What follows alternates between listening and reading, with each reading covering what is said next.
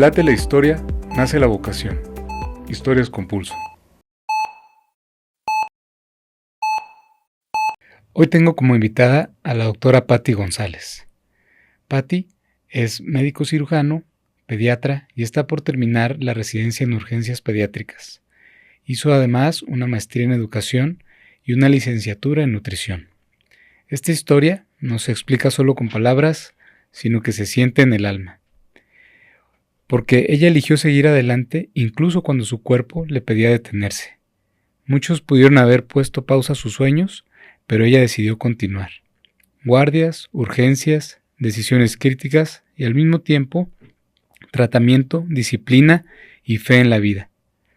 Hoy hablaremos no de enfermedad, sino de carácter, de propósito, de empatía y la fuerza interior que no se aprende en los libros. Patti, muchas gracias por estar aquí. De nada. Te agradezco que hayas aceptado la invitación y me gustaría comenzar preguntándote cómo veía Patti a los médicos cuando era niña. Uy, creo que es una pregunta para la cual tal vez no tengo una respuesta, porque honestamente no tuve tanto contacto con médicos. La verdad que antes de la primaria creo que yo ni siquiera sabía lo que era un doctor más que por ciertas revistas que mi mamá tenía, por libros, pero la realidad es que nunca tuve necesidad de ir con un médico. Sin embargo, a partir de mi adolescencia, que es cuando ya más tengo recuerdos, y a partir de cuando entré a la primaria, pues mis tíos empezaron a estudiar medicina y entonces ya los veía yo con sus batas. Sin embargo, nunca fue algo que me atrajera ni que me llamara tanto la atención. Me llamaba un poco más la atención todo lo que tenía que ver con maestros y demás. Así que en realidad no tengo como algo que me haya dicho, no, yo quiero ser médico desde que yo era niña. La verdad no. ¿Y cuándo fue? ¿Cómo fue que dijiste, creo que quiero medicina? Creo que fue ya terminando la preparatoria. En la preparatoria tuve una experiencia en una olimpiada de química.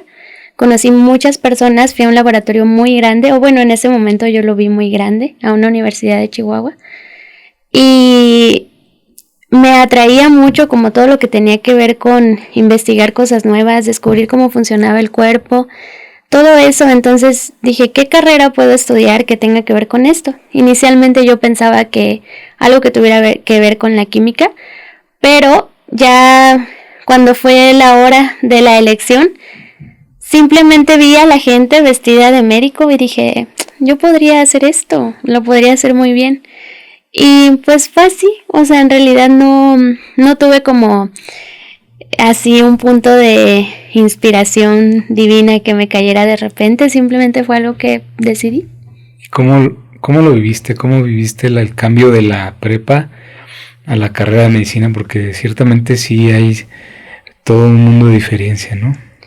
Sí, fíjate que es muy curioso porque en la preparatoria yo sentía que era un ambiente en el que muy familiar, todos nos conocíamos, todos platicábamos entre nosotros y de repente en la universidad eran tantos grupos que yo sentía que me perdía entre ellos. Y desde ahí, en mi primer día de universidad, conocí a una amiga, se llama Dulce. Es mi amiga desde el primer día y es la persona con la que yo llevé esta pues relación como de hermandad, ¿no? Y que me permitió como ir avanzando en la carrera y sentir que yo pertenecía a algo en ese lugar que yo consideraba tan grande, que ya ahora que vivo en la Ciudad de México me doy cuenta que en realidad mi universidad no era nada grande, pero pues es lo que uno siente, ¿no?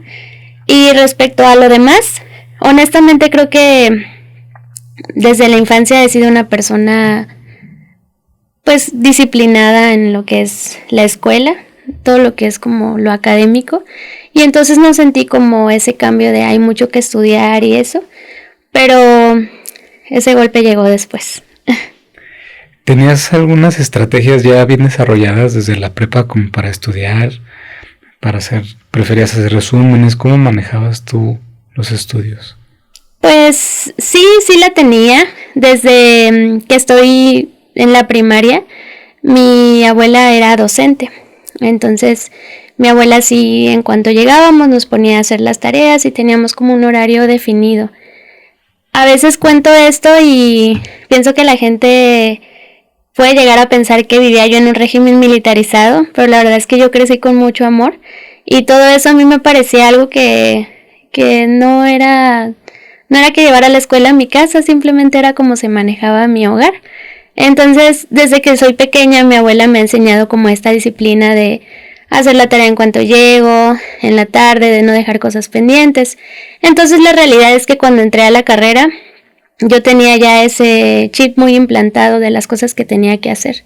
Y sí, era pues mucho material que leer, pero también creo que siempre pude administrar bien mi tiempo en esas cuestiones como académicas.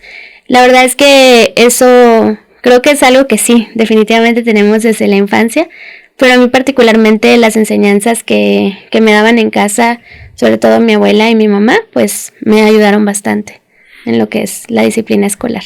¿Cuáles son las enseñanzas que más recuerdas a diario? Sobre todo ahora que estás ya por terminar la residencia y en estos 5 años que has estado estudiando, de tu abuela y de tu mamá. Pues mira, mi abuelita era una persona disciplinada en todo lo que tiene que ver con la escuela. También era una persona muy perseverante, muy presente.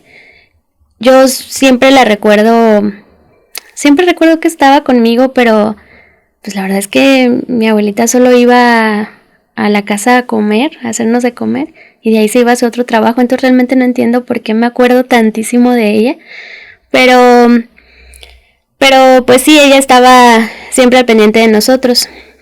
Y pues respecto a mi mamá considero que es la persona más inteligente que yo conozco. Creo que la mayoría vamos a decir que admiramos a nuestra mamá, como mujer, como maestra, como la profesión que sea, ¿no? Pero particularmente mi mamá es una persona que yo considero extremadamente bondadosa.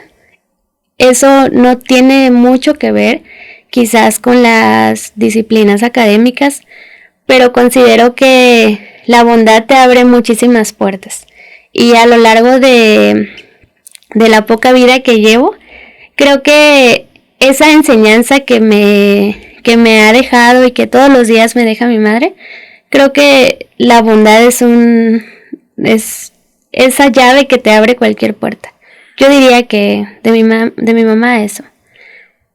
¿Tú crees que la bondad es una virtud que se puede ir aprendiendo si alguien cayera en cuenta que le falta un poco o se tiene que traer en los genes? Yo creo que es algo que se puede aprender, definitivamente. Creo que todos vamos madurando a lo largo que crecemos y creo que sí es importante que se nos inculquen valores. Es por eso que la gente que se dedica a trabajar con niños, creo que es una de las razones por las que trabaja con niños, porque los niños son personas muy influenciables, absorben todo como una pequeña esponja y la verdad es que creo que les puedes enseñar prácticamente cualquier cosa.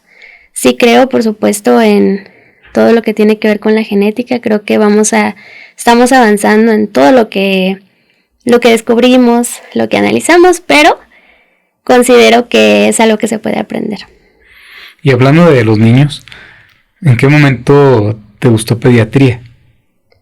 Pues esta sí es una gran historia.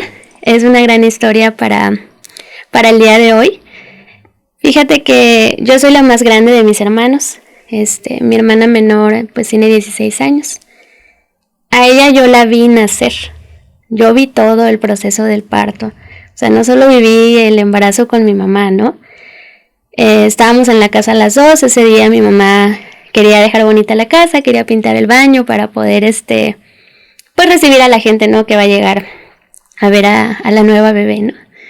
Su cesárea era al día siguiente, entonces tenía su día libre y pues entró en trabajo de parto y mi hermana nació y yo vi todo. no lo voy a negar, a esa edad, a los 13, pues es una experiencia bastante traumática, porque pues es la primera vez que ves pues todo, y yo la verdad es que no me quité, tenía mucha curiosidad y me dejaron. Entonces, ese día tuve ese contacto con mi hermanita, que a mí se me hace algo muy especial, porque yo la conozco desde el primer momento en que nació. Entonces, mi hermana siempre ha sido muy especial para mí. Todos son especiales mis hermanos, pero ella en particular siento este vínculo diferente, ¿no? Posteriormente mi hermana fue creciendo y siento que mi hermana era una niña que absorbía todo lo bueno de las personas. Yo cuando era un poco más pequeña nunca le vi ningún defecto. Yo sentía que era perfecta.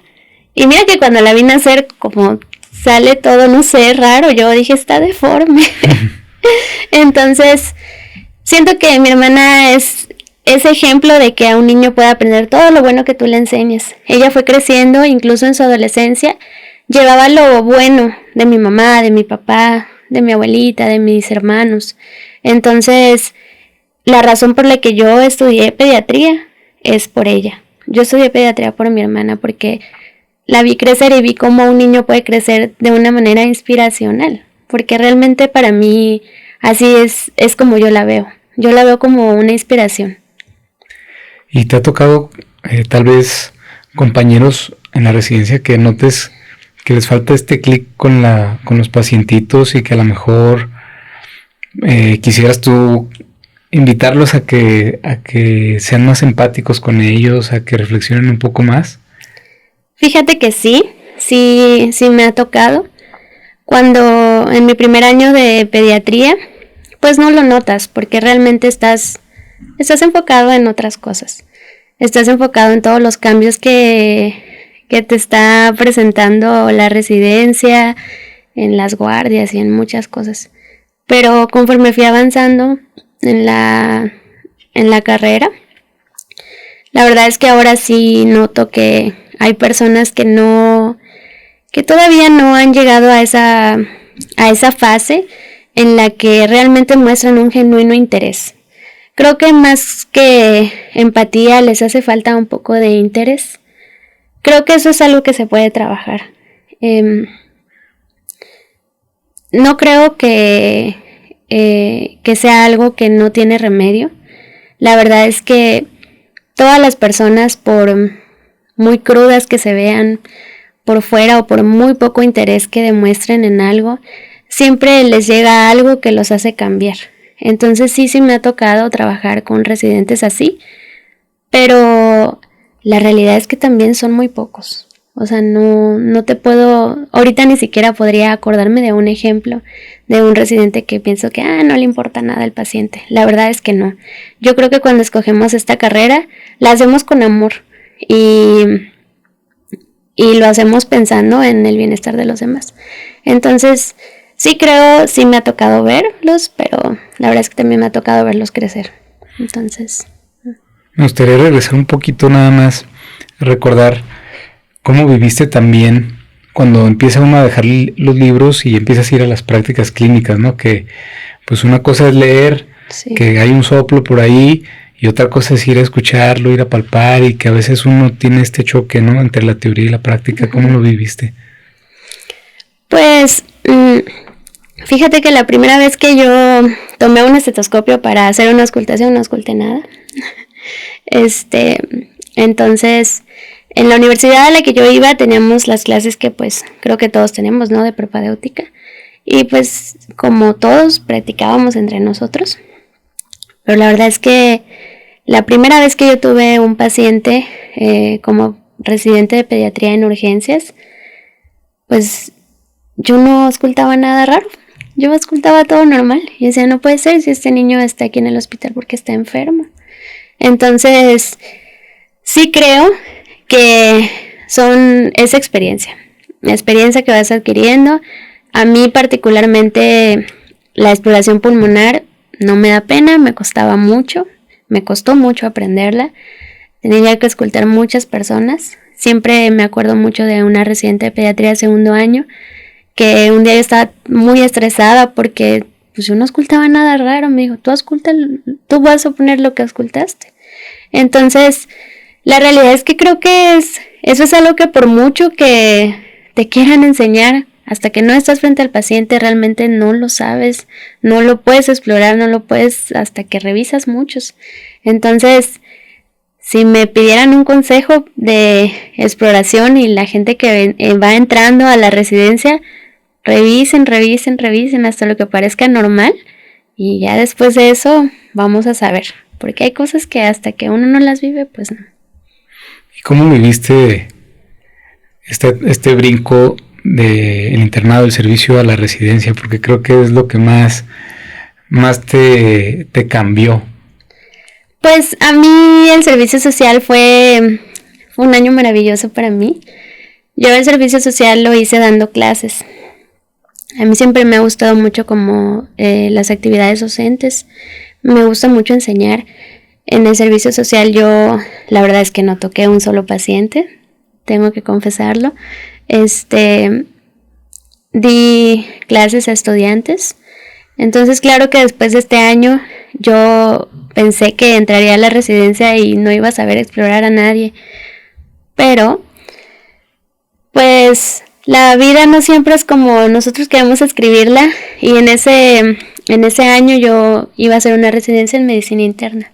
Después de mi servicio social, yo quería ser médico internista, pero pues vino la pandemia y se tuvo que posponer ese pues digamos que sueño, ¿no? O esa meta. Y en ese año trabajé tomando muestras a pacientes de COVID. Como apenas estaba empezando la pandemia, pues mucha gente, pues todavía estaba lo de la protección, lo de que te tenías que cambiar por completo, todo este traje que te tenías que poner. Y vi muchos pacientes graves, vi pacientes delicados, vi pacientes también estables a los que pues yo me dedicaba a eso, a tomarles su muestra, ¿no? Entonces, la verdad es que el contacto que tuve con niños fue prácticamente nulo, porque prácticamente yo me dedicaba a tomar muestras a pacientes pues de edad avanzada. Y yo sentí que perdí esta familiaridad con el estetoscopio incluso y con todo este instrumental médico, pero pues siempre estuve en contacto con pacientes. Y ya después entré a pediatría, pues sí, es un mundo diferente, ¿no? Los niños, pero pues yo venía como de escuchar todas esas historias del COVID que al inicio eran muy tristes. Ahorita pues ya tenemos un poco más de control, pero sí, contacto con pacientes sí tenía. El cambio fue pues que ahora eran niños y que los niños no te comunican como todos los pacientes que yo revisaba, ¿no? Bueno, vamos a una pausa y regresamos. ¿Y qué otras cosas enfrentaste como un reto cuando estabas en la residencia, ¿no? Por ejemplo, las guardias y toda esta parte de tener arriba un supervisor y otro supervisor y muchos R's arriba. Pues mira, la verdad es que yo la romantizo mucho mi residencia de pediatría. No recuerdo un solo momento que yo dijera, qué horrible es esto, voy a renunciar. No lo recuerdo, yo me la pasaba excelente en pediatría.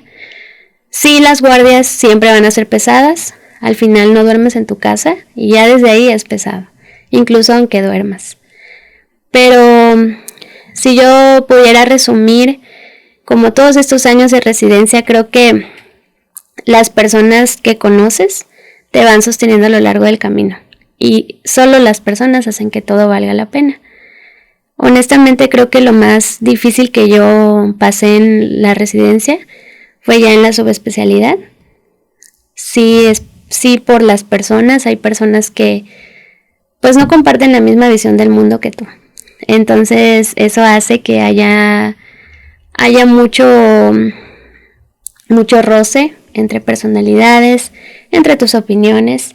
Igual uno, conforme va avanzando de año, incluso aunque vuelva a empezar una subespecialidad y vuelva a empezar otra, uno va adquiriendo conocimiento y ya no piensa igual que como cuando era un residente de primer año.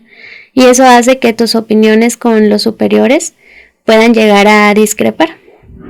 Entonces, hay muchas cosas en la medicina que pues han cambiado, y han cambiado porque tienen que cambiar.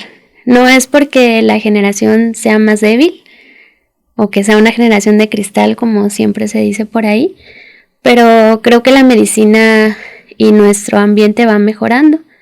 Sin embargo, en los últimos 2 años en mi subespecialidad, yo te puedo decir que son los 2 más difíciles que yo he vivido en toda mi vida. Y mira que tampoco te puedo decir que no he tenido otras dificultades, pero el ambiente influye mucho. No es mentira que si estás en un ambiente en el que no te sientes cómodo, todo parece como que el mundo se te derrumba. Parece como que siempre está lloviendo, como ese dibujito en el que tú vas caminando y una nube gris va atrás de ti. Así se siente cuando uno no está en un ambiente cómodo. Entonces, el reto más grande que yo viví en la residencia, la dificultad más grande, fue esta tristeza que a veces me provocaba ir al hospital. Y en verdad, o sea, era una tristeza que no me dejaba ni siquiera pararme de la cama. Ese para mí ha sido lo más difícil de la residencia. Pero sí te puedo decir que la manera en la que yo pude superar esto es porque he conocido muchas personas que me han sostenido en diferentes momentos de mi vida. Y te aseguro que muchas de esas personas no saben todo lo que hicieron por mí. Porque a veces nada más es una palabra, un abrazo, algo que necesitas en ese momento. Entonces, para mí lo más difícil fue eso. Luchar con ese ambiente en el que uno a veces no se siente cómodo. Y además de las personas, ¿tuviste que buscar ayuda de otro tipo? ¿Psicología, algo así? Pues sí, la verdad es que en esos últimos 2 años sí fui con un terapeuta. Fui con varios hasta que encontré una terapeuta con la que yo me sentía cómoda. De repente creo que ir a terapia se siente como que desnudas tu alma y a veces es incómodo. Al principio se siente bien extraño que una persona esté, pues sí, está entrando a tu mente y a tu alma y pues la tienes que dejar, ¿no? Para que te pueda ayudar. Sí, fui con una terapeuta e incluso también fui al psiquiatra porque yo sí sentía que no era normal lo que me estaba pasando. Sí llegó un punto en el que en verdad no me podía ni levantar de la cama y todo el tiempo quería irme a mi casa. Para mí, mi familia siempre ha sido mi refugio. Y aquí he hecho familia, pero pues sí, las aprecio mucho, amo a mis amigas, pero pues nada como tu mamá. Entonces, sí llegó un punto en el que yo nada más quería estar con mi mamá, o sea, ya quería irme y sí llegó un punto en el que yo dije, no, ya, no necesito ser subespecialista. Pero pues sí tuve ayuda. También yo sé que no son profesionales, pero yo creo que cuando uno está en este camino de la residencia va conociendo residentes de mayor jerarquía, médicos adscritos, y pues no hay otra manera de llamarlos más que decirles maestros, ¿no? Son nuestros maestros. Entonces yo he conocido muchos maestros y muchas mentoras a lo largo de mi vida y que los recuerdo con mucho aprecio. Sé que no son profesionales de la salud mental, pero estas personas a mí me han ayudado mucho. Entonces sí busqué ayuda profesional, pero pues la realidad es que también todas mis mentoras me han ayudado. Creo que todos los invitados que hemos tenido hemos tocado este punto porque cada vez se prioriza más la salud mental. Afortunadamente se va borrando muchos tabús. ¿Te ha tocado entonces ahora ver algunos residentes abajo de ti, más pequeñitos o arriba o al mismo año, y que tú les digas, oye, busca ayuda? ¿Cómo estás? Te veo diferente. ¿Por qué no buscas ayuda? Fíjate que sí. Y justo en el tiempo que yo sentí que peor me sentía, mucha gente iba a mí y me pedía ayuda. Y es un poco irónico, ¿no? Porque te están pidiendo ayuda, pero tú también necesitas ayuda. Y entonces obviamente que cuando te están pidiendo, te están dando este grito de auxilio, pues tú no les puedes decir, oye, yo también, auxilio. Entonces sí me ha tocado, sobre todo con residentes más chiquitos. Siempre intento escucharlos atentamente cuando me cuentan, pero también intento darles como pues si se le podría llamar seguimiento, ¿no? Porque no siempre se me han acercado personas con las que yo hable frecuentemente. Eso se me hace algo sorprendente porque quiere decir que confían en mí por alguna razón que pues solo ellos conocen. Pero sí me ha tocado, sí por supuesto les he dicho que hay personas que se dedican a ayudarnos y pues ahora que pasa como muy frecuentemente, pues sí les comparto también lo que yo viví y a mí cómo me ayudó, ¿no?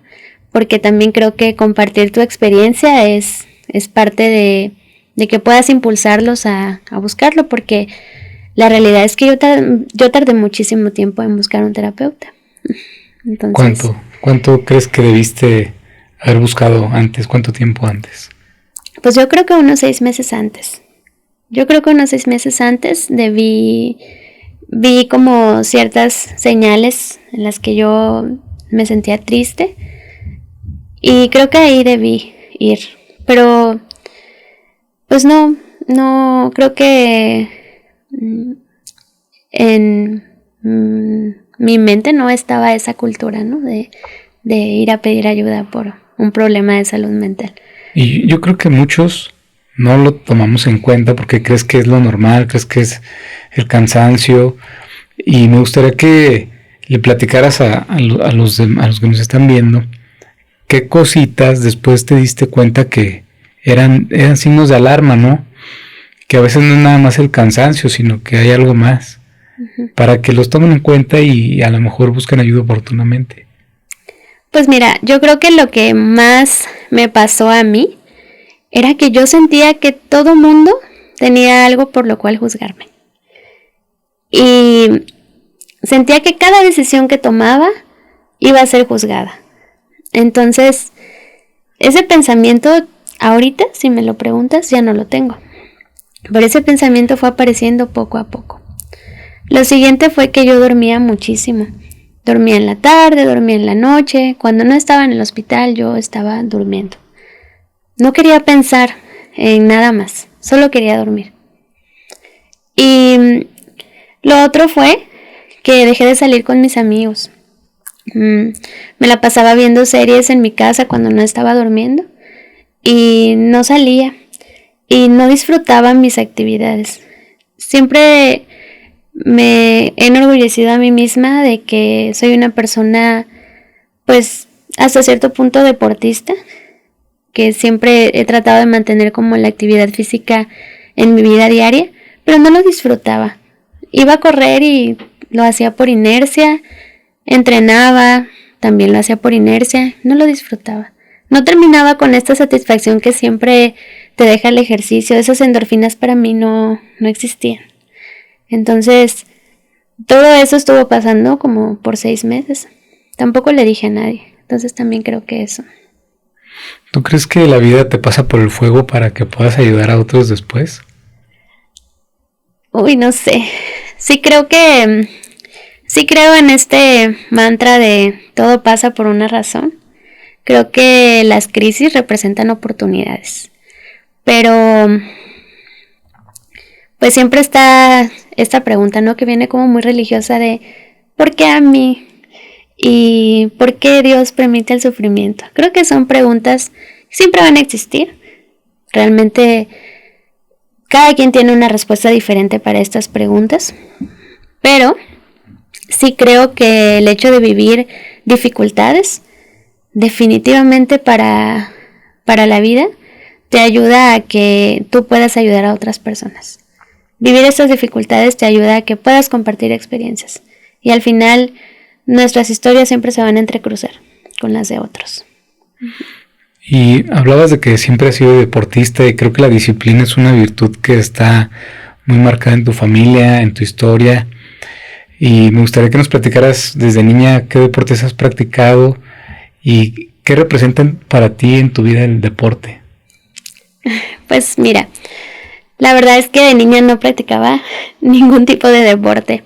Me gustaba mucho el básquetbol, pero siempre he sido muy pequeña. Entonces, honestamente no me dejaban jugar. O sea, en la primaria yo era la última, esa niña que elegían al final porque estaba muy chiquita. Fue hasta la universidad que empecé a entrenar, a ir al gimnasio. Realmente mi mejor momento fue cuando iba a empezar la pandemia. Yo conocí a un chico, se llama Jorge, es entrenador personal. Lo conocí y me empezó a poner rutinas diferentes a como lo típico que haces en el gimnasio. Y a partir de ahí, nunca he dejado de hacer ejercicio. La verdad es que era una disciplina que yo no conocía, el hecho de ir a correr, de hacer algún tipo de entrenamiento, cual sea. Ahora pues ya practico como varias cosas. Siento que una vez que entras a un deporte que te gusta, luego pruebas otro y te gusta más, y luego ya no puedes hacer lo que hacías antes. Entonces, la verdad es que ahora creo que solo se trata de moverme. He tratado de siempre mantener esta rutina totalmente activa. Ya no hago lo mismo que antes.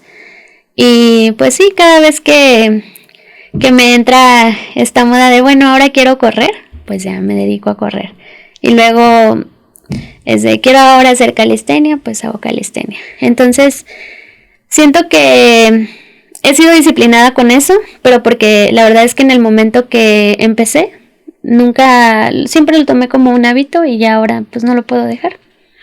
¿Y cómo equilibrabas? Porque en la carrera es muy difícil, a veces dicen que la medicina es muy celosa. ¿Cómo equilibrabas esta parte del deporte con la carrera? Pues realmente cuando empecé a entrenar bien, fue ya en la residencia. Fíjate que siempre en mi casa se levantan muy temprano todos. Casi todos se levantan a las 5 de la mañana a hacer diferentes cosas. No creas que se levantan a entrenar y cosas así, ¿no? Pero la mayoría se levanta temprano e inicia sus actividades temprano. Entonces, cuando entré a la residencia, me levantaba a la misma hora que me hubiera levantado en mi casa, hacía un poco de ejercicio y me iba. Y me sentía yo muy feliz todo el día. Y a veces estaba teniendo un mal día y decía, no importa, hoy ya entrené, ya liberé endorfinas, me siento muy bien. Entonces, creo que a veces vemos el ejercicio como que tenemos que estar una hora haciendo cierta actividad, pero a veces con 30 minutos es suficiente. Entonces, la verdad es que es una rutina que tengo desde hace mucho tiempo y pues la única manera en la que creo que he encontrado el equilibrio es en hacerlo temprano. Me levanto temprano y mi día empieza temprano y empieza con actividad física. Lo he visto siempre así y pues es la manera en que lo he mantenido. Ha funcionado. ¿Y cómo te fuiste acercando de pediatría a urgencias pediátricas? ¿Qué fue lo que te fue llevando a tomar esta subespecialidad? Mira, creo que cuando empezamos a estudiar medicina tenemos una visión de las cosas. Después hacemos una especialidad y cambia un poco la visión de lo que queremos hacer. Pues ya que terminemos de estudiar. Fíjate que cuando yo estaba en pediatría, el lugar en el que yo no sentía que me pesara estar era en urgencias. Sí, es muy cansado. Pues siempre estás cansado cuando estás en urgencias, pero la verdad es que me gustaba mucho que en urgencias se decidiera lo primero. Y luego, la verdad es que urgencias es una especialidad, creo, por la mayoría de los médicos, muy poco valorada, porque pues sí es muy fácil llegar después, ya que tienes muchos estudios, ya que pasaron muchas cosas, ya pasó una hora de que el paciente está ahí, y entonces ahora sí es fácil mirar en retrospectiva. Pero creo que las mejores decisiones, las decisiones que realmente cambian el pronóstico del paciente, se toman en los primeros minutos. Y esas decisiones son muy difíciles porque no tienes nada. Entonces, eso me apasionó desde el principio. Me gustaba estar ahí y ver cómo una decisión llevaba a muchas más, a veces cosas correctas, a veces pues cosas incorrectas, pero es una decisión, es un día, el día a día es tomar decisiones. Entonces es algo muy bonito, la verdad, cuando las decisiones que tomas fueron acertadas, cuando tus presunciones diagnósticas con poquitas cosas son correctas, sientes esta satisfacción personal que no se va.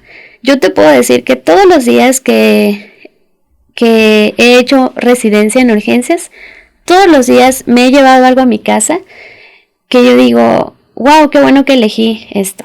Todos los días me he llevado una satisfacción muy bonita a la casa. No es tampoco como sonar muy romántico y decir, todos los días he salvado vidas. La realidad es que no, pero todos los días te llevas una sonrisa, un abrazo, una satisfacción. A veces sí salvas vidas, pero todos los días te llevas una satisfacción a tu casa. Y los primeros 15 minutos de urgencias, en verdad, son los 15 minutos más importantes del paciente. Al menos así yo lo veo. Los invito a quedarse. Después de una pausa, regresamos.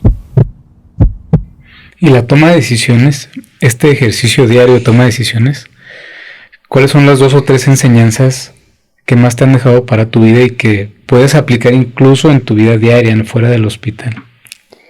Pues creo que va esto, ¿no?, que nos explican del método científico. Uno de los pasos es la observación. Creo que la observación es algo que todos deberíamos practicar en nuestra casa, en urgencias, en nuestra consulta privada, en todos los aspectos de nuestra vida. Puedes obtener mucho solo observando al paciente. De hecho, es parte de las primeras evaluaciones, solo observar. Todas las evaluaciones que vemos como consecutivas tienen que ver con la observación. Y cuando uno va en la calle y observa, se da cuenta de muchas cosas. Cuando uno platica con alguien y lo observa realmente, lo mira realmente, creo que puedes llegar a aprender mucho del paciente, de las personas. Creo que esto, la persona que inventó el método científico, que en este momento no lo recuerdo, creo que tenía mucha razón. La observación es lo principal. Lo siguiente es que todas las personas que vemos a diario tienen una historia. Todas las personas que vemos a diario tienen una familia, son hijos, son padres, son hermanos, son amigos. Entonces creo que llevar esta enseñanza o esta manera de ver las cosas en nuestra vida es muy importante, porque no es solo una persona, realmente es mucho. Entonces creo que estas son las 2 enseñanzas que más fortalecido en urgencias. Me gustaría que le platicaras a los jóvenes que nos escuchan, ¿no?, a los que les interesa urgencias o que a lo mejor no saben, cómo en México, cómo puedes llegar a ser urgenciólogo pediatra. Pues en México hay 2 maneras de llegar a ser urgenciólogo. La primera es siendo un médico urgenciólogo de adultos, y hay, creo, una escuela nada más que acepta que hagas después pediatría. Esto no es lo común. La verdad es que no conozco una sola persona, seguramente sí la hay, pero la verdad es que es una sola escuela en México. Y la siguiente manera pues es a través de pediatría y posteriormente haciendo una subespecialidad en urgencias. Solamente hay 4 escuelas en todo el país. Entonces pues es una especialidad que está en crecimiento. Tiene poquito tiempo. si no mal recuerdo, apenas 15 años, 15 generaciones. Entonces realmente es una especialidad que se le podría llamar que es prácticamente nueva, ¿no? Creo que es una especialidad necesaria porque todos los pacientes siempre, o la mayoría de las veces, van a llegar por urgencias. Y van a subir a donde tengan que subir, pero siempre llegan por urgencias. Y en tu día a día, ¿cuál es el escenario clínico más difícil o más retador para ustedes en el área de urgencias? Mira, creo que si hubiera tenido esta entrevista hace 3 meses, hubiera dicho que las defunciones. Hubiera dicho que una muerte, pues es algo muy impactante, independientemente de la razón por la que ese niño haya fallecido. Sin embargo, ahora creo que uno de los escenarios más tristes es cuando desde urgencias les dices un diagnóstico para el cual tú sabes que seguramente el tratamiento curativo va a ser o muy difícil o prácticamente va a ser imposible. Creo que eso es algo muy difícil porque en urgencias hay muchísimo ruido siempre, hay mucha luz. Creo que no es un ambiente adecuado para que un familiar o una familia asimile este tipo de noticias. Entonces para mí creo que eso es lo más complicado. Y creo que es complicado para todos, porque los niños sí comprenden, o sea, a cierta edad ya comprenden que algo malo está pasando, pero a los familiares les cambiaste la vida en un día. En un día todos los planes que tenían, de repente ya son otros, ya los cambiaste por completo. Y tú ves pasar en sus ojos todos los sacrificios que van a hacer, porque es decirles, ¿saben qué? Ahora se van a quedar aquí y hay gente que viene de lejos. Y entonces tú ves que cómo empieza a pasar de que no, pues ahora me tengo que mudar, ahora tengo que hacer esto, yo tengo más hijos, ahora qué voy a hacer. Entonces son todas estas decisiones que ellos van enfrentando prácticamente en un día. Y decirles este tipo de noticias de pronto creo que es complicado. Y también es complicado para el equipo, porque todos tenemos como esta relación médico-paciente y pues también lo sentimos. Entonces creo que eso es lo más complicado, los diagnósticos que son difíciles de manejar, tanto médicamente como para el familiar. ¿Qué consejo le darías a las familias que tienen un paciente en urgencias?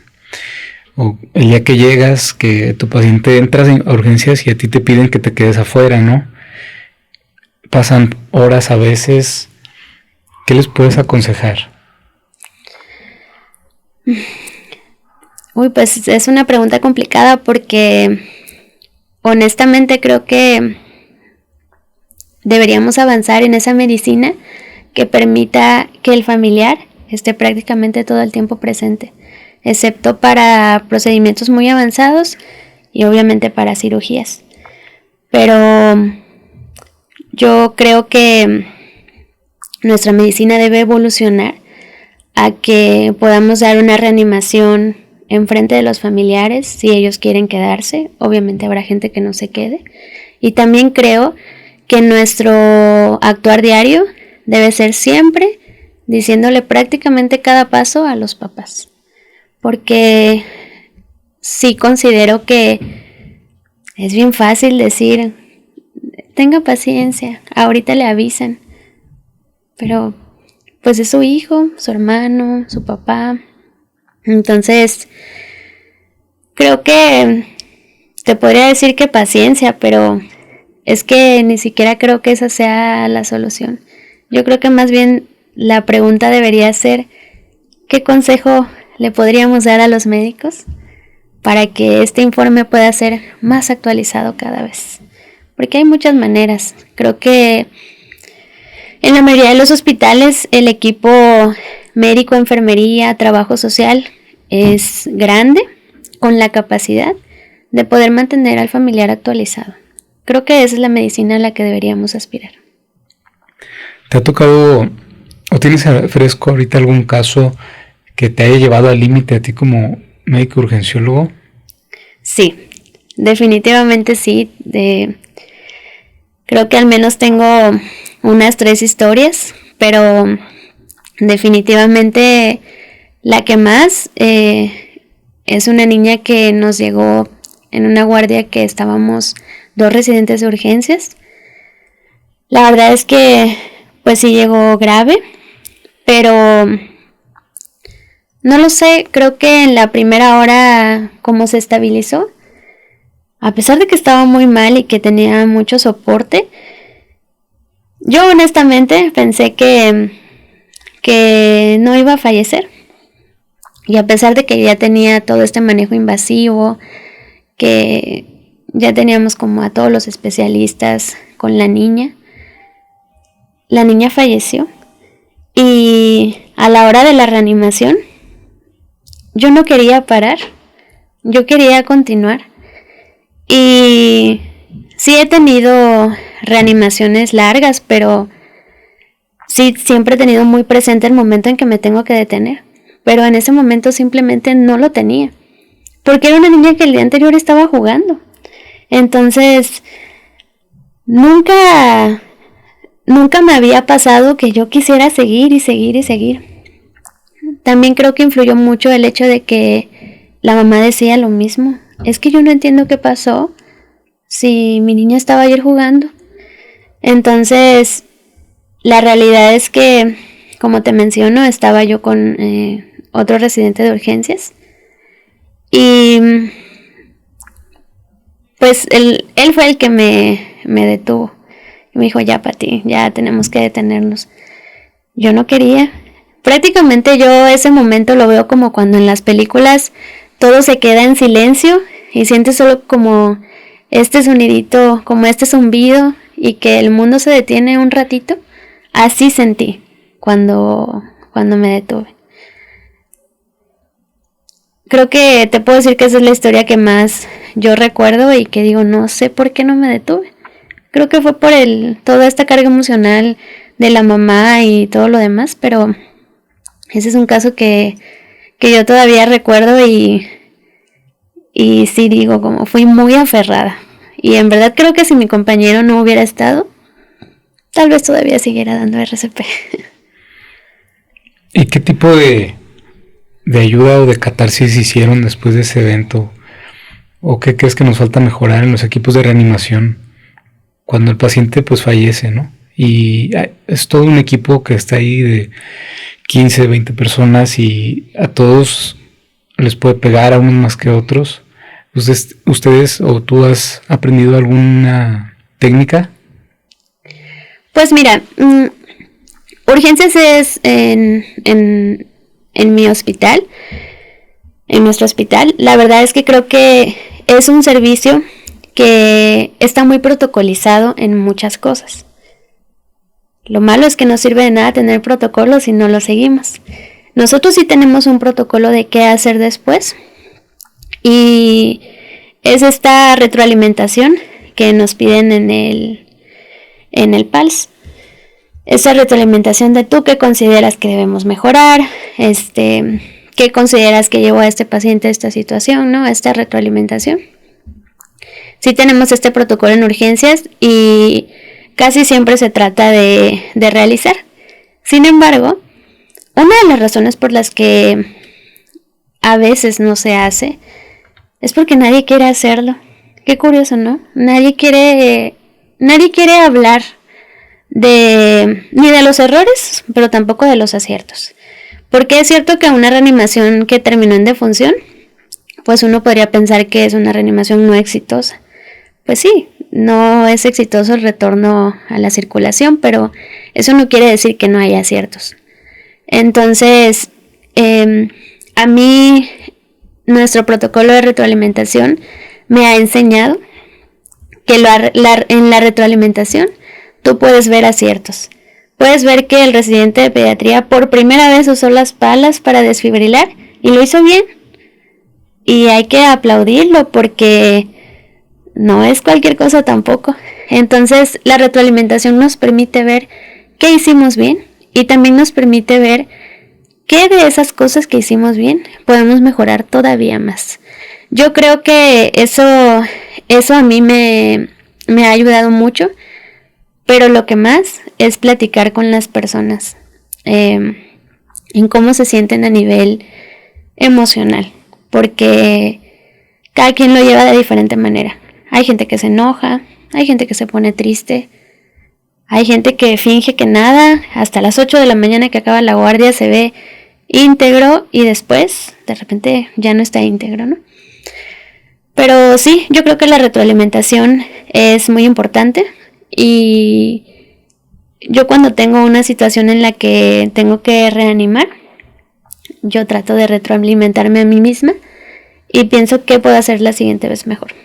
Creo que eso es importante. Creo que deberíamos tener más retroalimentación, de cualquier forma. ¿También te ha tocado ver algún caso que consideres casi milagroso?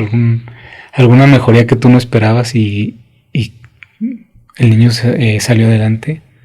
Fíjate que sí. De hecho lo tengo muy presente porque fue en noviembre. Fue hace poco. Es una niña oncológica que tuvimos.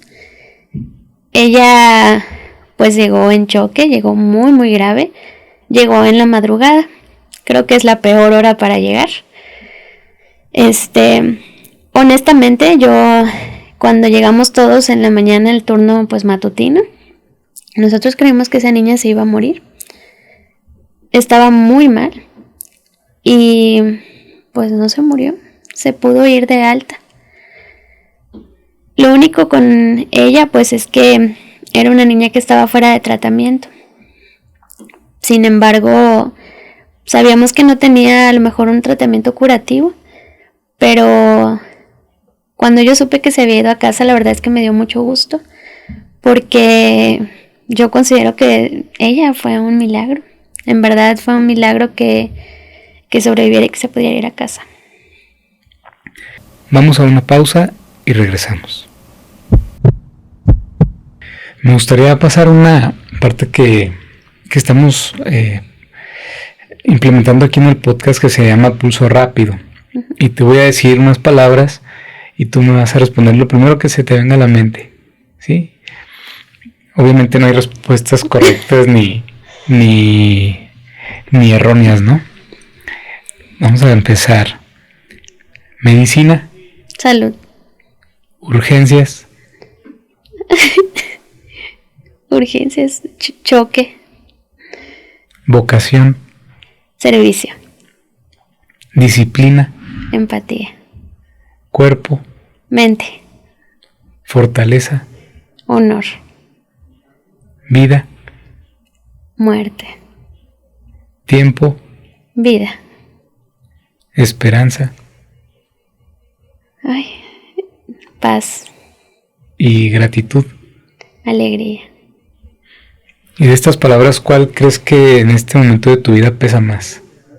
La empatía. ¿Por qué? Creo que la empatía de las personas es la que me ha permitido avanzar. Entonces, la palabra empatía para mí resuena mucho siempre. Y es algo que la residencia de urgencias, a pesar de haber sido tan pesada, como mencioné, es lo más difícil que he hecho. No sé si lo volvería a hacer. Pero la empatía de las personas me ha sostenido. Así que si yo te pudiera decir una palabra que realmente le ha dado peso a mi vida, es empatía.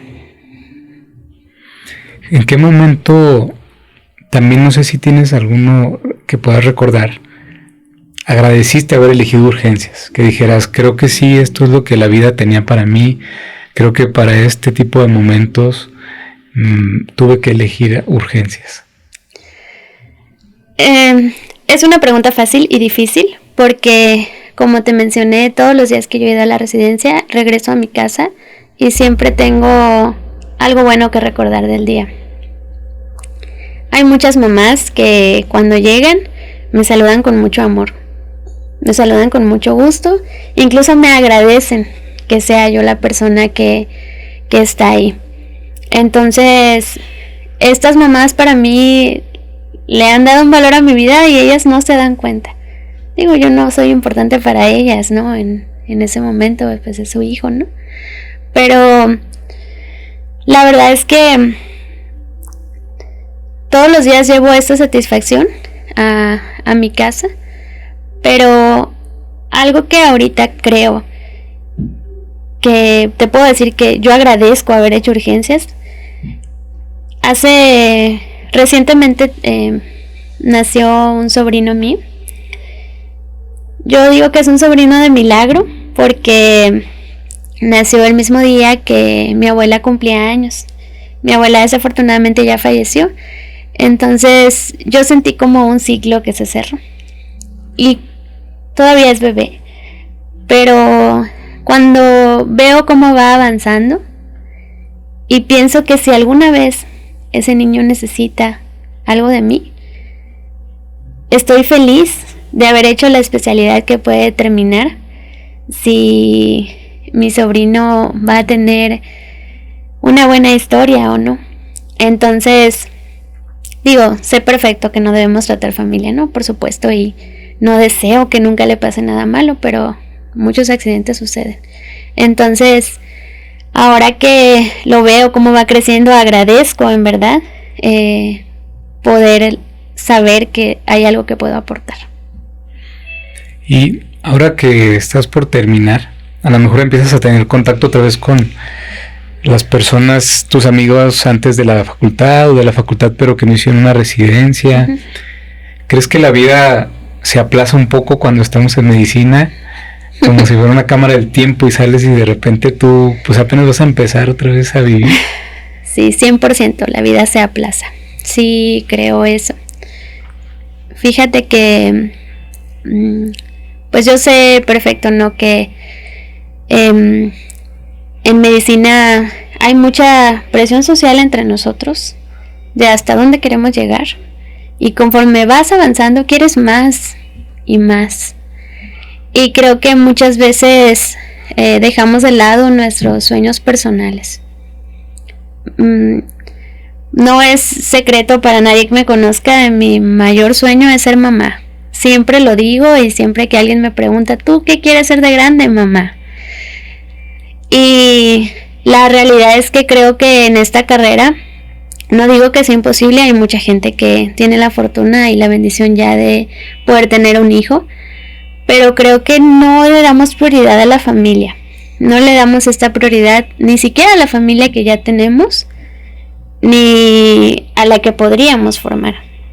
Digo, no es el sueño de todos formar una familia, pero pues ya tenemos familia, todos tenemos mamás, todos tenemos mamá, todos tenemos papá, hermanos, primos, sobrinos. Entonces, creo que sí aplazamos cosas, no solo familia, aplazamos viajes, aplazamos esas cosas que siempre quisimos hacer y que ahora podemos hacerlas realmente, pero no las hacemos porque creemos que no tenemos tiempo. Y es curioso porque van 2 años que en 2 años yo les pude dar el recorrido a los residentes de primer año y siempre van como, ¿y qué tengo que traer? Y no sé qué tengo que hacer. Disfrutar, o sea, la verdad es que es disfrutar y darse cuenta que la residencia no es más que 8 horas de nuestro día, a veces 12, a veces 36, pero el día se acaba y llegas a tu casa y eres una persona. Y eres una persona que tiene sueños, que tiene metas y que tiene que cumplirlas, tiene que hacerlas. No creo que no es correcto posponer ciertas cosas. Hay gente que le encanta pintar, hay gente que le gusta mucho pintar y que no lo hace porque ahorita no tiene tiempo. Y lo vas posponiendo tanto que ya después ni te acuerdas que te gustaba pintar. Entonces creo que sí, se aplazan muchas cosas y no deberíamos. Creo que consejo no pedido, hay que disfrutar porque la vida va más allá de ser residente. Pero esto tú lo aprendiste apenas, ¿cuándo fue el momento que te diste cuenta? Porque lo decimos hacia atrás casi siempre, pero hacia adelante nunca lo vemos, ¿no? Entonces, ¿en qué momento lo reflexionaste y cómo tratas de inculcárselo ahora a tus R-? Mira, yo creo que el momento en el que lo vi como algo que tenía que cambiar fue en el primer año de urgencias. En el primer año de urgencias, más o menos como a la mitad de este año, creo que fue cuando empezaron como todos estos problemas que tuve de que yo quería renunciar, de que ya me quería ir, que bueno, un sinfín de cosas en mi cabeza. Y alguien me dio un consejo y me dijo: ¿tú por qué estás haciendo urgencias? ¿Tú cómo te ves en 3 años? ¿Qué quieres hacer? ¿Cómo te ves ejerciendo? ¿Cómo te ves en general en tu día a día? Y entonces yo ahí me quedé pensando que yo siempre he querido trabajar en un hospital, pero también siempre he querido dar clases. Y entonces me puse a pensar, ¿qué estoy haciendo para poder llegar a dar clases? ¿Qué estoy haciendo para poder ser buena docente? Y me di cuenta que no estaba haciendo nada. Entonces, en este punto que esa persona me dijo, entonces tienes que hacer cosas que te acerquen a tus metas personales. Dije, definitivamente. Y entonces fue cuando decidí que necesitaba saber enseñar. Y fue cuando decidí estudiar una maestría para poder enseñar. Pero pues sí, me di cuenta después de 4 años que la vida va más allá de ser residente y que uno tiene que pensar a veces en el futuro. No es de que vas a vivir, no vas a disfrutar lo que tienes al frente, pero sí tienes que pensar en ti a futuro, porque tienes que establecer qué de lo que estás haciendo en este momento realmente te está acercando a lo que quieres. Entonces, creo que sí, ahora siempre intento que los residentes que están conmigo no se lleven cosas a la casa de pendientes, cosas que tienen que hacer. No me gusta cuando me dicen, voy a subir la nota en mi casa. No, ¿por qué la vas a subir en tu casa si mejor termínala aquí y en tu casa descansas? Porque creo que tenemos muy normalizado llevarnos el trabajo a la casa. Creo que no debería ser así. Entonces, la verdad es que una vez que decidí que quería enseñar y que me puse a trabajar en ello, uno se siente mejor porque sabe que está trabajando por un sueño. Tu mamá es una persona también muy visionaria, ¿no? De oportunidades. ¿Qué otros consejos te ha dado para ahora que termines la residencia? Pues mira que yo sí considero a mi mamá una persona visionaria y que ha alcanzado sus metas y sus sueños. Pero la realidad es que el mejor consejo que mi mamá siempre da, y creo que es un consejo que puede sonar bastante trillado, es que uno solo puede lograr el éxito si disfruta lo que hace. Mi mamá no hay un día que vaya a trabajar y diga, no quiero trabajar. Ella siempre va feliz. Ella realmente transmite el disfrute en lo que hace. Y no creas, sí le he pedido consejos, sobre todo para la consulta privada. ¿Cómo le voy a hacer? ¿Qué tal y nadie va conmigo?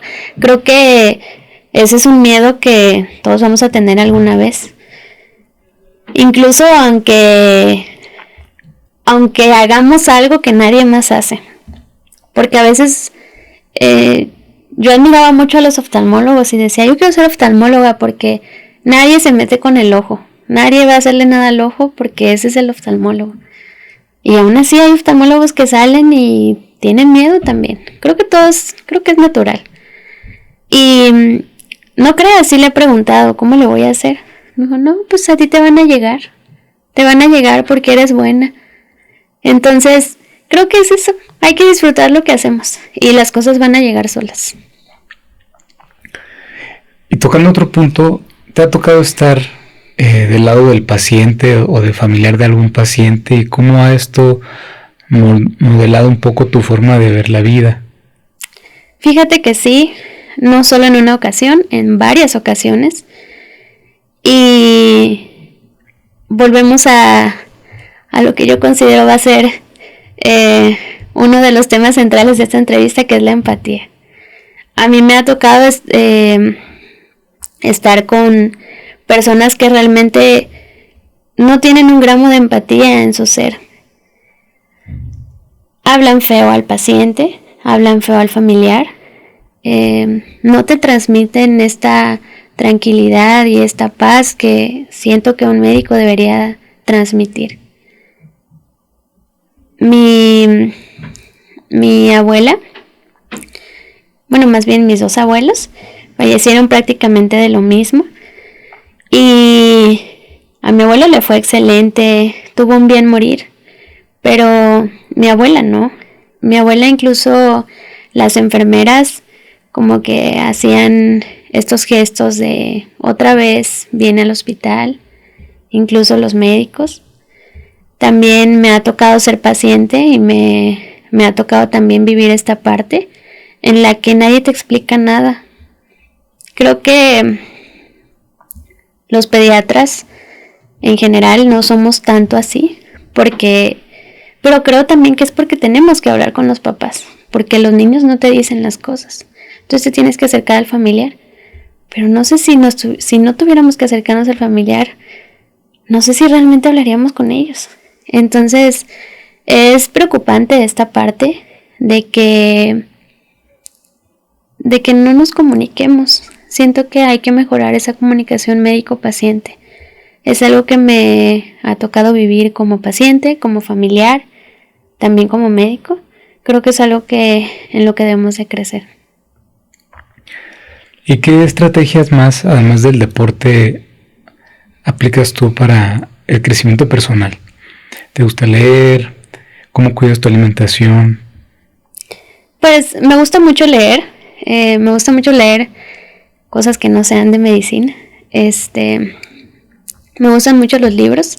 Cuando yo era niña, pues leía yo muchísimo, porque mi mamá tenía este trato personal con nosotros de que para poder ver películas los fines de semana, pues teníamos que conocer las historias de los libros, ¿no?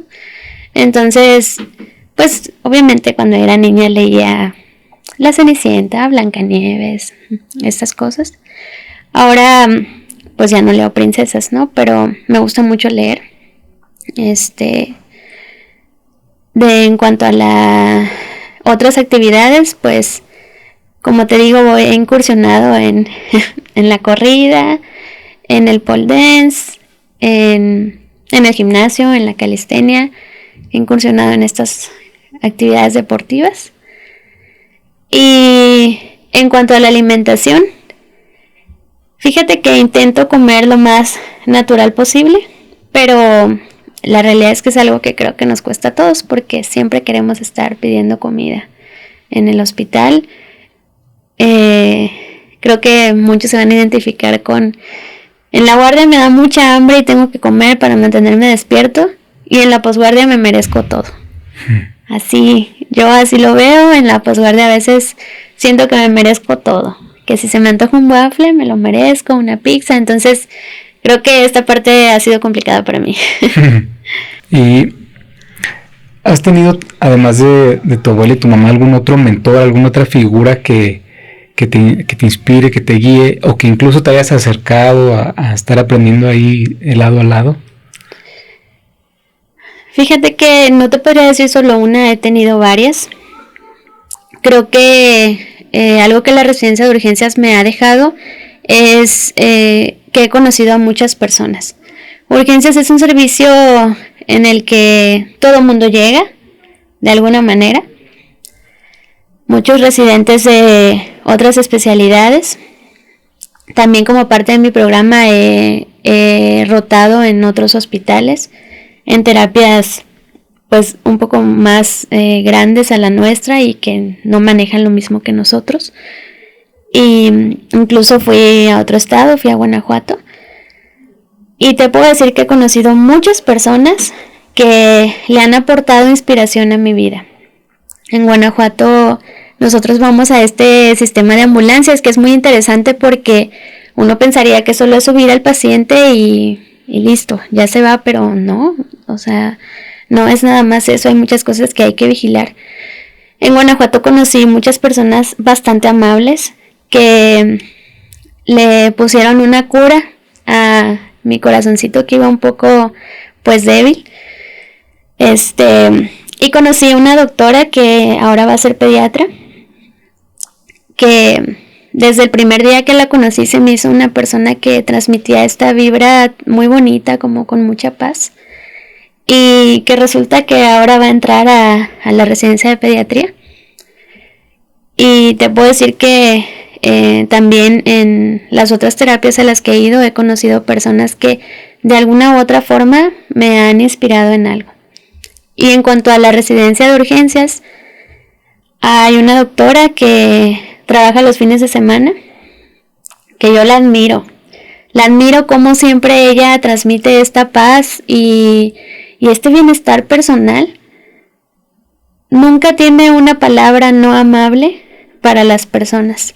Es una persona muy paciente, que se ve que cuando está en urgencias está disfrutando lo que hace, pero la he visto en este ambiente familiar también, y también le encanta estar ahí.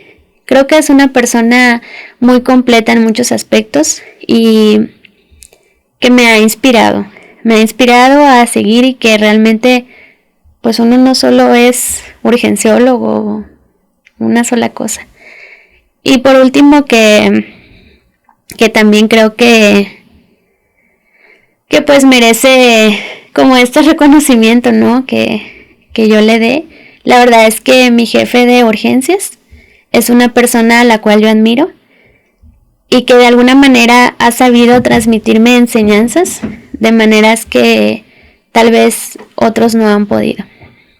Porque creo que enseñar tiene su ciencia y no a todos les enseñas igual, ¿no?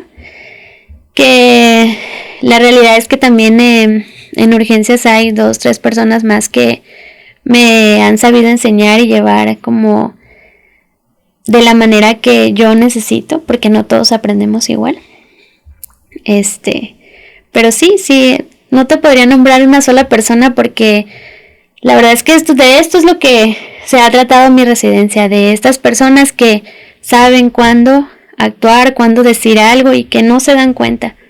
Este mes, que es mi último mes de rotación, estoy yendo a otra terapia y también he conocido personas increíbles que tienen historias de vida increíbles, que yo las escucho y digo, wow, yo quiero aplicar esto en mi vida.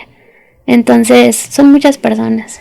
Por eso te digo que creo que debemos practicar la observación y el escucha, ¿no?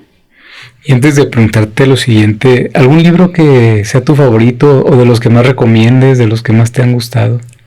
Pues mi libro favorito es Fortaleza Digital, es de Dan Brown. Me encanta ese libro, lo he leído muchas veces en varios momentos de mi vida. Es una novela, supuestamente está basado, ¿no?, en la Agencia de Seguridad Nacional, pero es una novela que se me hace muy interesante porque tiene como esta introducción con los códigos y pues sí, ese es mi libro favorito. Casi siempre leo thrillers, pero pues son más thrillers como domésticos. No me encanta asustarme leyendo. Y pasando a otra cosa, tú tuviste la fuerza, el empeño de hacer una licenciatura mientras estabas cursando urgencias pediátricas, ¿no? ¿Cómo lo viviste y qué le dirías también a los médicos que no están seguros de que la residencia sea lo suyo y están pensando en una maestría, en un diplomado? Pues mi mejor consejo es que lo hagan. Ese es el mejor consejo.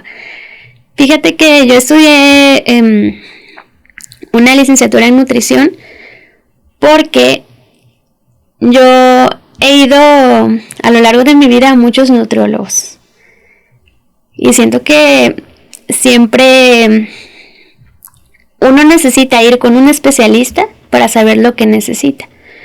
Entonces creo que muchas veces a los médicos nos hace falta como esta parte de conocer un poco más qué alimentos recomendar, no solamente en personas enfermas, también en personas sanas, porque no todos los cuerpos funcionan de la misma manera.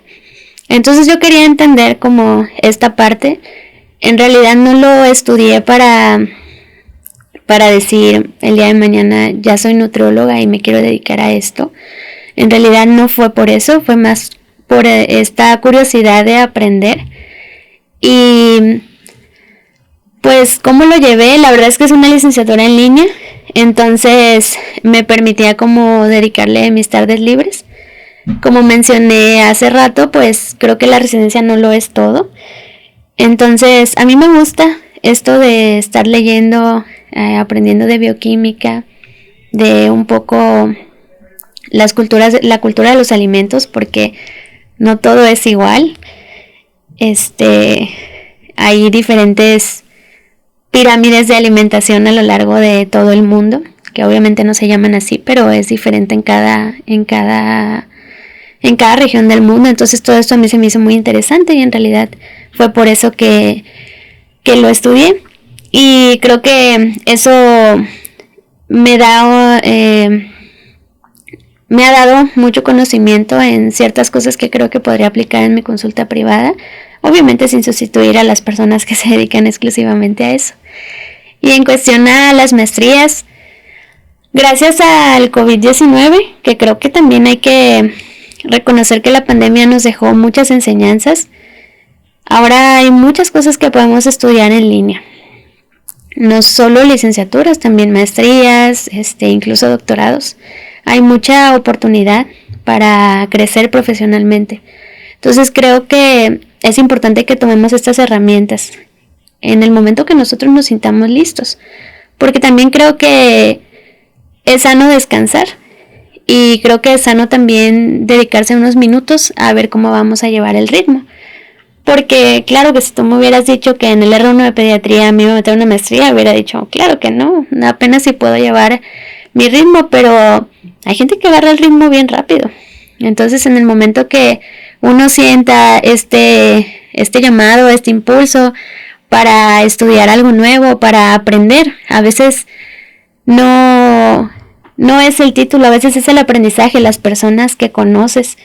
En la maestría, a pesar de que es en línea, he conocido 2-3 personas que ahora puedo decir que yo creo que se van a convertir en mis amigas, que hablo muy seguido con ellas y realmente nunca las he visto. Son personas que conocí a través de proyectos de la escuela.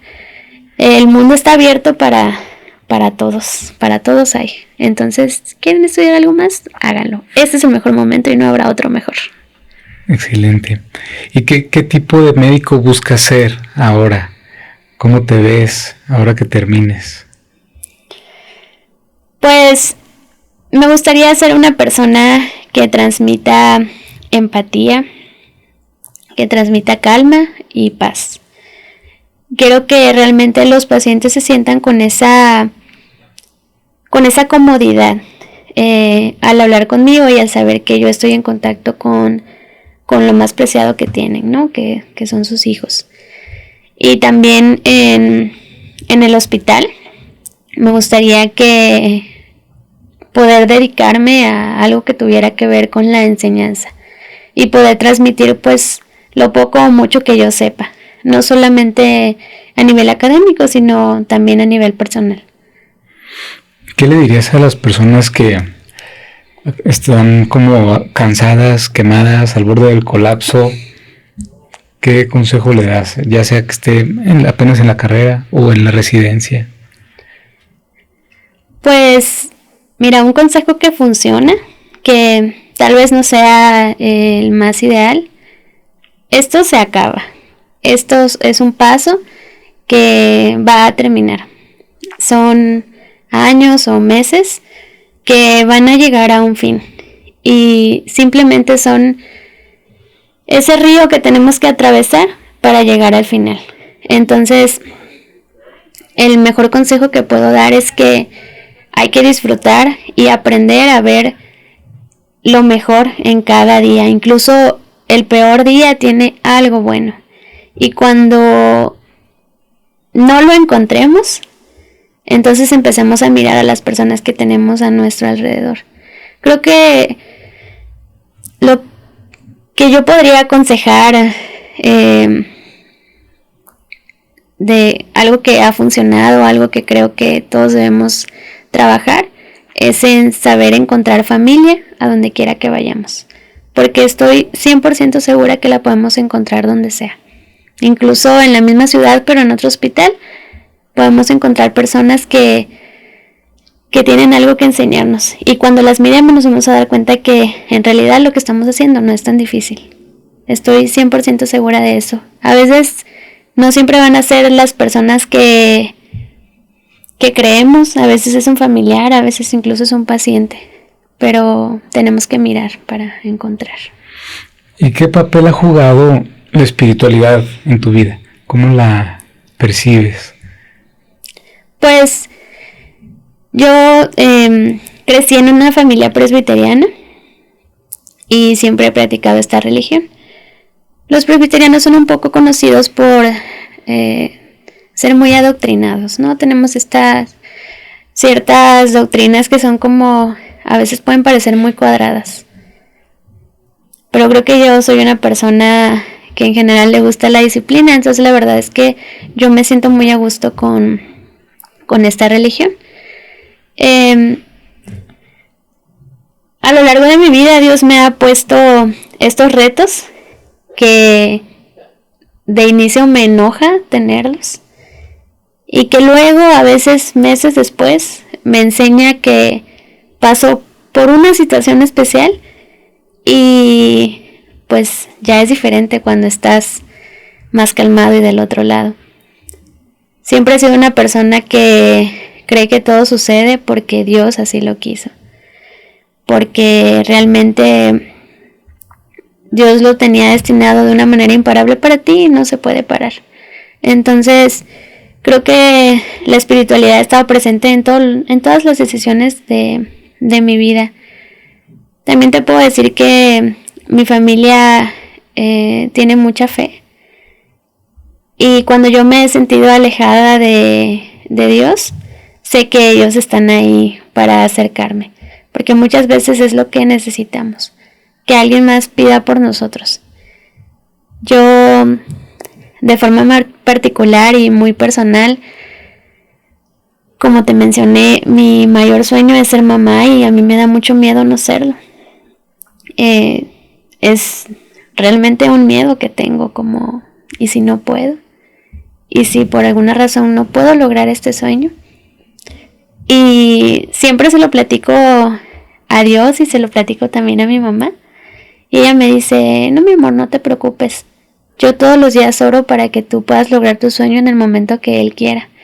Entonces, creo que sí me considero una persona espiritual. Me considero una persona que definitivamente cree que todo pasa porque Dios lo quiere de esa manera. Y va a pasar cuando Él lo decida. Y hablando de familia, ¿cómo quieres que te recuerde tu familia? ¿Qué estás proyectando dejar como imagen, no? Apenas vas a comenzar, creo que estamos jóvenes, pero ahora, en este momento de tu vida, ¿qué tipo de hija, de hermana quieres ser? Yo quisiera ser una persona en la que mi familia pueda confiar. No en el aspecto únicamente médico, sino también en el aspecto de que soy una buena hermana que te escucha. Esa es la imagen que a mí me gusta proyectarle a mi familia. Creo que en cuestión a todo lo que tiene que ver con la familia, la verdad es que a mí me inspira mucho mi mamá, que sea una persona tan bondadosa sin mirar a quién. A mí me encantaría llegar a ese nivel de bondad, pero si no puedo llegar, pues eso es lo que yo quisiera transmitir: confianza en todo, porque realmente pues sé que confían en mí como médico, me lo han demostrado muchas veces, pero yo quiero que confíen en mí como persona, como hermana, como hija, que se puedan acercar a mí, en que realmente en mí pueden descargar cualquier cosa. Ya casi para cerrar, ¿cuáles son las 3 cosas que más agradeces de haber elegido pediatría y urgencias? Me enseñaron empatía, me dieron una familia y me enseñaron el valor del acompañamiento. Creo que esas son las 3 cosas que me ha enseñado pediatría y urgencias. En urgencias se reforzó un poco más esta parte como de que cuando yo no me pueda sostener, aquí está mi familia. Y ahora que vas a terminar, ¿te da nostalgia o más bien tienes ya emoción de salir? ¿Cómo lo estás viviendo? Pues no siento nostalgia en lo absoluto. No, la verdad es que no siento nostalgia. Es una etapa de mi vida que ya quiero que acabe. Siento mucha felicidad y me siento muy alegre de que pude terminar. Lo siento incluso como algo increíble. Y la única parte que voy a extrañar en este momento creo que es a los residentes más chiquitos. Creo que en urgencias, pues en el instituto y yo creo que en todos los hospitales que manejan urgencias, la mayoría del trabajo asistencial siempre por los residentes más chicos. Ellos realmente son los que se rifan con los pendientes, con los laboratorios, con las notas. Realmente su carga asistencial es muy alta. Entonces, he conocido muchas personas, particularmente este año, o tal vez porque este año lo necesitaba y pude observar un poco más. Pero este año tengo muy buenos recuerdos de muchos residentes que te puedo decir que por supuesto que a ellos sí los voy a extrañar. Y que sé que al hospital en el que yo trabaje de adscrita y vea a un residente que se le parezca algo, sé que me voy a acordar de ellos. Yo sé que a veces pues parece como que no, es un residente más, pero no, la realidad es que no. La verdad es que yo este año sí tengo particularmente recuerdos muy buenos. Es lo único que te puedo decir que voy a extrañar. Pero por todos los demás, la única emoción, alegría. La verdad es que ya se siente diferente ahora que ya se va a acabar. Me gustaría que completaras esta frase distintiva del programa. Mi historia tiene pulso, ¿por qué? ¿Por qué la historia de Patti tiene pulso? Mi historia tiene pulso porque cuando yo creí que mi corazón no podía seguir latiendo, las personas han latido por mí. Creo que por eso tiene pulso. Me gustaría que nos la plasmes en este cuadrito. Ha sido una entrevista muy, muy hermosa. Creo que todos hemos aprendido y nos ha quedado claro que la empatía, la disciplina, la bondad nos sirven de gasolina, nos sirven de motor, nos sirven para sacarnos cuando estamos en nuestros momentos más bajos, ¿no? Nos has enseñado que hay que pedir ayuda y que hay que ayudar, ¿no? Y creo que cuando ayudamos también en ese momento estamos enriqueciendo nuestro corazón y nos ayudamos a nosotros mismos cuando damos para los demás. Sí, definitivamente creo que hay que pedir ayuda y así tal cual lo dijiste, hay que aprender a ayudar, a observar y a escuchar, porque hay mucha gente que no quiere pedir ayuda porque piensa que pues eso jamás va a pasar. Y la residencia es muy difícil. Yo sí digo que los 2 años más difíciles de la corta vida que tengo han sido estos 2 años de urgencias, pero no es para todas las personas igual. Definitivamente cada quien habla de cómo le va en su fiesta. Pero aunque no sea lo más difícil que vivamos, van a llegar momentos que vamos a sentir que no podemos solos. Y creo que es sano mirar y buscar a alguien que te pueda ayudar en ese momento en particular. Que muchas veces, a veces no va a ser tu mejor amigo o la persona con la que tú consideras con la que más hablas, con la que te llevas más. A veces simplemente es otra persona que tiene una perspectiva diferente a la tuya. Y muchas veces esas personas no se van a quedar para toda la vida, pero esa enseñanza que te dan fue una enseñanza buena y es la enseñanza que uno se debe llevar. Entonces creo que hay que saber mirar también y ver que todos tenemos una historia que contar, todos tenemos algo que enseñar, algo que decir, todos traemos una carga y todos traemos recuerdos bonitos. Entonces creo que en algún punto, en un hospital, todas las historias se pueden llegar a cruzar. Y pues te digo, o sea, yo agradezco a la residencia porque me dio mucha familia, me dio muchos amigos y me dio muchos mentoras sobre todo. ¿Dónde puede la gente contactarte o saber más de ti? ¿Tienes alguna red social que uses más que otras?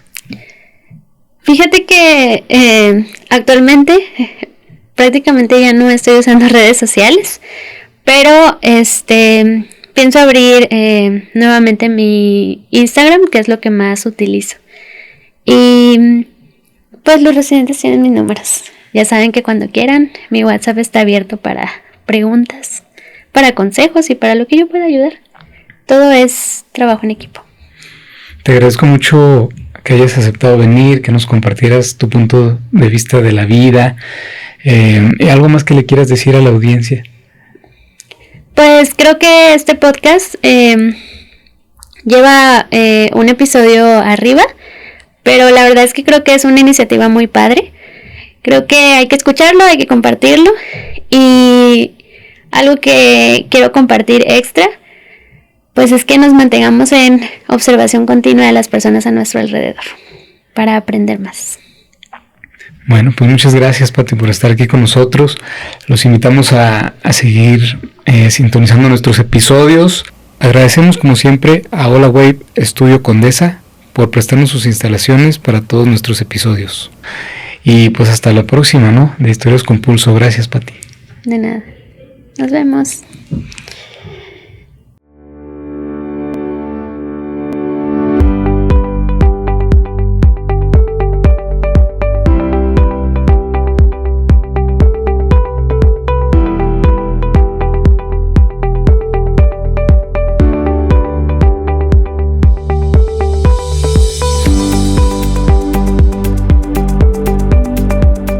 Donde late la historia, nace la vocación. Historias con Pulso.